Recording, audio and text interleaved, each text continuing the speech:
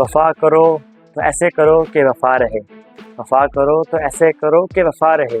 Customer पास रखना है तो उसका भरोसा बना रहे। अगर आप चाहते हैं कि आपका कस्टमर आपके साथ लॉन्ग टाइम तक आपके साथ बना रहे, आपकी सेल इंप्रूव हो, तो आपको CRM customer relation management develop करनी होगी।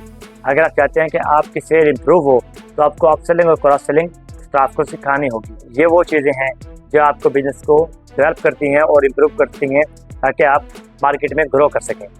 आज की वीडियो में आपको बताएंगे कि बिजनेस को कैसे डेवलप कर सकते हैं, CRM कैसे डेवलप कर सकते हैं और सेल इंप्रूव कैसे कर सकते हैं। अस्सलाम वालेकुम, मैं हूं मोहम्मद वकास और आप हमारे यूट्यूब चैनल देख रहे हैं सेल्फ ग्रो। आज की वीडियो में हम आपको बताएंगे CRM क्या होता है, CRM कैसे डेवलप कर सकते हैं और अपसेलिंग और क्रॉस सेलिंग क्या होती है। देखिए, CRM का मतलब होता है कि कस्टमर रिलेशन मैनेजमेंट। जब आप कस्टमर से रिलेशन बनाते हैं तो आपकी सेल इंप्रूव होती है, आपका कस्टमर आपसे लॉन्ग टाइम तक, लंबा अरसा तक रहता है आपके साथ, क्योंकि आपने मार्केटिंग के जरिए कस्टमर को तो बुला लिया अपनी तरफ, लेकिन CRM कस्टमर रिलेशन मैनेजमेंट आपको करने से आपका कस्टमर आपके साथ लॉन्ग टाइम तक जुड़ जाता है। देखिए, आपके बिजनेस को कामयाब होना है या नाकाम होना है, इसका फैसला कस्टमर ने करना है। जिस कंपनी की प्रायोरिटी में कस्टमर फर्स्ट में होता है वो कंपनी हमेशा ग्रो करती है। ये बात याद रखिएगा। आपके बिजनेस को कामयाबी और नाकामी का ताल्लुक कस्टमर से है। आपका बिजनेस कामयाब होगा या नहीं होगा, इसका फैसला कस्टमर ने करना है, आपके प्रोडक्ट ने नहीं करना। कस्टमर इज़ द किंग होता है, कस्टमर ही आपके बिजनेस को ग्रो की तरफ लेके जाता है। तो CRM करने से आपके कस्टमर आपके साथ जुड़ जाता है और लॉन्ग टाइम तक आपके साथ प्रोडक्ट खरीदता रहता है। CRM बड़ी बड़ी कंपनीज भी ये लाजमी करती हैं ताकि उनका कस्टमर लॉयल्टी के साथ उनके साथ जुड़ा रहे। वो कस्टमर से फीडबैक लेते हैं, फॉलोअप लेते हैं, जिससे कस्टमर का इंटरेस्ट बढ़ता है आपके प्रोडक्ट के साथ और आपकी कंपनी के साथ, और वो लॉन्ग टाइम तक आपके साथ चलता है। CRM कैसे डेवलप करते हैं, इसके कुछ स्टेप है, हम आपको बताएंगे। सबसे नंबर 1 आता है सपोर्ट, कस्टमर सपोर्ट।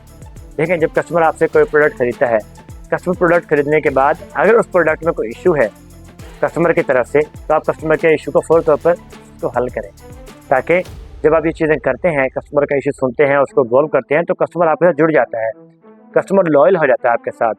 जैसे कि PTCL कंपनी है या कुछ बैंक्स हैं ने एक अपनी पोर्टल ऐप लॉन्च की हुई है। ऐप में यूज़ करते हुए वक्त आप ID भूल गए हैं या कोई और इशू आ रहा है, तो आप कॉल करते हैं उनके हेल्पलाइन पर। हेल्पलाइन पर जब कॉल करते हैं तो वहाँ पे एक कस्टमर रिलेशनशिप के लिए एक पर्सन बैठा होता है जो कि आपके इशू को सुनता है और उसको रिजॉल्व करता है, जिसकी वजह से हमारा एतमाद उसकी तरफ बढ़ जाता है और हम उस बैंक में अकाउंट के लिए दूसरों को भी फॉरवर्ड करते हैं, रेफ़र करते हैं। तो ये होती है कस्टमर सपोर्ट।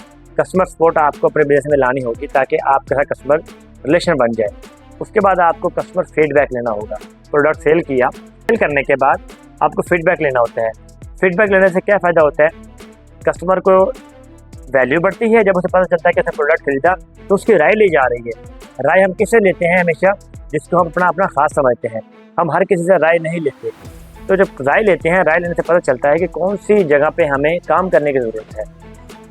ये फ़ायदा होता है कि आपका प्रोडक्ट जल्दी डेवलप होता है और जो भी मिस्टेक होती हैं उसको रिकवर कर लेते हैं आप।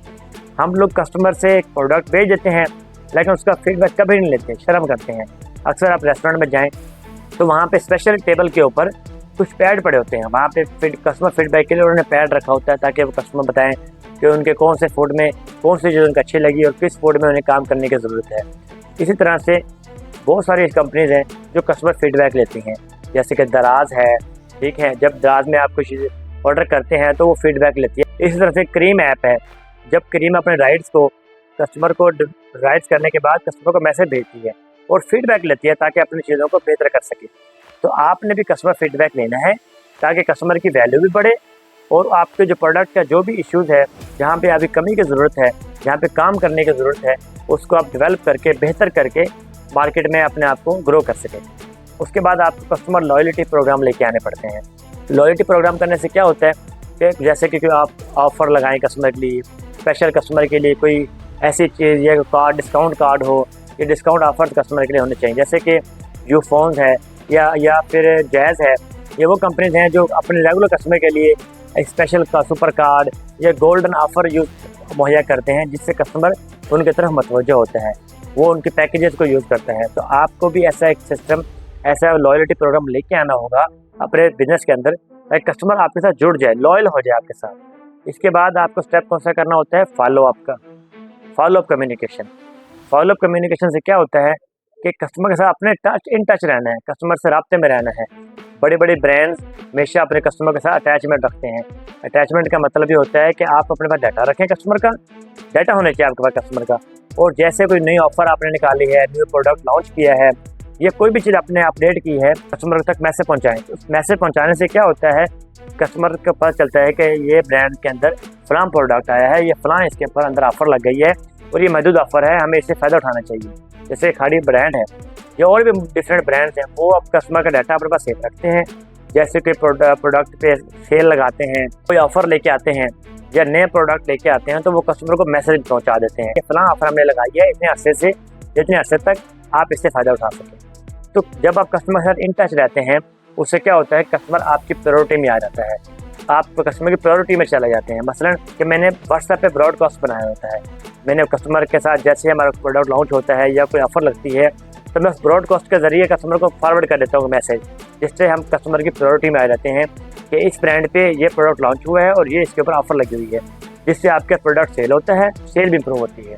तो ये कुछ स्टेप थे जिनके करने से आप CRM अपने सिस्टम में लेके आ सकते हैं। CRM करने से आपकी सेल इम्प्रूव होती है और सबसे अहम चीज़ कस्टमर डेवलप होता है। जब आपका कस्टमर लॉयल हो जाता है आपके साथ, लॉन्ग टाइम तक आपका चलता है, तभी बिजनेस आपका कामयाब हो सकता है। क्योंकि आपका बिजनेस कामयाब होना है या नहीं होना, इसका फैसला आप नहीं कर सकते, इसका फैसला कस्टमर ने करना होता है। कस्टमर ही बताता है कि आपने आप ब्रांड बनना है या ज़ीरो होना है। ये था हमारा CRM। तो CRM अगर आप सिस्टम में लेके आते हैं तो इंशाअल्लाह आप अपने सेल को और अपने कस्टमर को हमेशा के लिए अपने साथ जोड़ लेंगे और अपने बिजनेस को कामयाब कर जाएंगे। ये हमारी आज की वीडियो।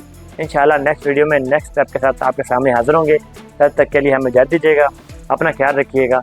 अल्लाह हाफ़िज़।